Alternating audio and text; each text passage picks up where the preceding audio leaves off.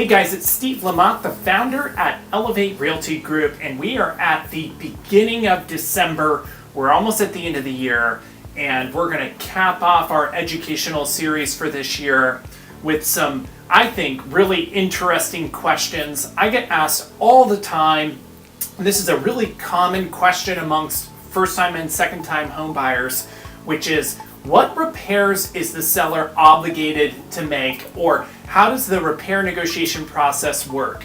And I have negotiated thousands of repairs over a 12-year career, and it is the number one way that deals fall out of escrow. And honestly, it's where tensions run high, and there's a lot of misinformation out there.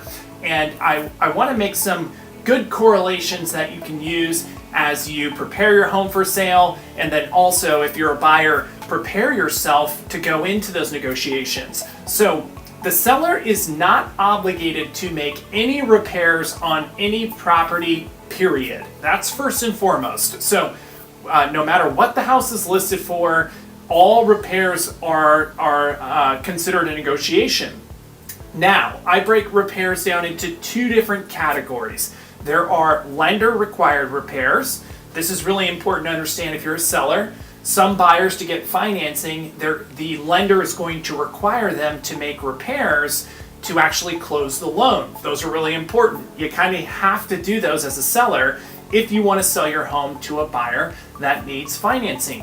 The second kind of repair is what I would consider optional or deferred maintenance or just cosmetic repair. This would be something like the buyer goes into contract and they find that there is dry rot under the house. It's something that they didn't know about beforehand, and they try to negotiate to get that repair made. Now, almost every single escrow that I have, if we haven't done the repairs up front, there's some kind of negotiation that takes place. Remember, these are used homes, and there's always something. It would be like if you put a car up for sale and you got an offer, or you went to go buy a car at the lot, and then you find out that the brakes have like 10% life left, and I think everyone's first response would be to the dealership, hey, I need you to change those brakes. I'm not buying this car with brakes that don't work. So the fact of the matter is, if you're a buyer, you should go into the process understanding, number one, that you're only going to request repairs that are necessary and something that you did not know about before you made your offer. If you go into a transaction and you're thinking that you're going to make an offer, but you're going to ask for something back, and you already know this when you're making your offer, I think you're setting yourself up for a challenge. Number two, your deposit that you make when you have an accepted offer is protected by an inspection contingency, meaning it gives you time to do your inspections and to request repair. That is protected under a time period for your contingency dates, and that's typically 12 to 14 days, somewhere in that range.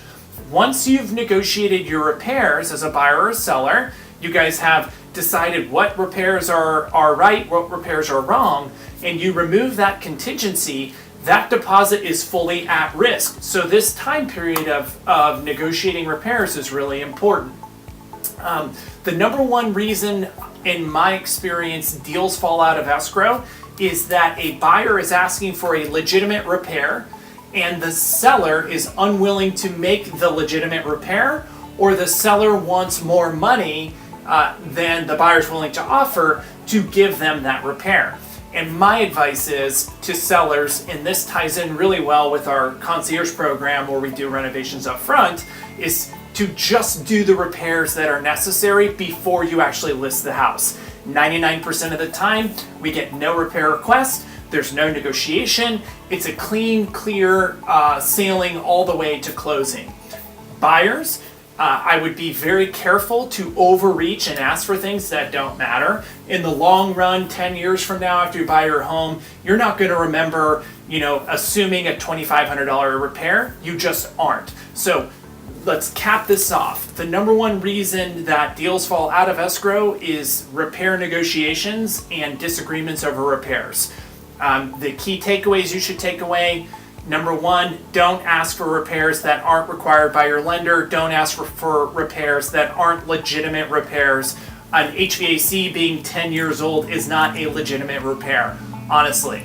You're really looking for things that are going to get worse immediately or things that are deferred already. Number two, much of home prices when they're put on the market is factoring a lot of deferred maintenance and how old things are in the price that the home is listed for. If everything was brand new, the list price would be higher. Number three, try to use some grace as a buyer or seller and understand the other side's perspective. This is really important in negotiations. You have to make sure that everyone feels like they win something. As always, if you're looking to buy a home, good news is right now, I'm rambling a little bit, great news is that interest rates are down about 1% right now, so you could probably lock a 30-year loan somewhere around 7% plus or minus. Just a few weeks ago, it was 8.5%. Happy holidays from the team at Elevate Realty Group. I hope that you enjoyed your pies. We are running into 2024 fast, and we are excited for this. If you ever need anything, call us at 916-436-SELL.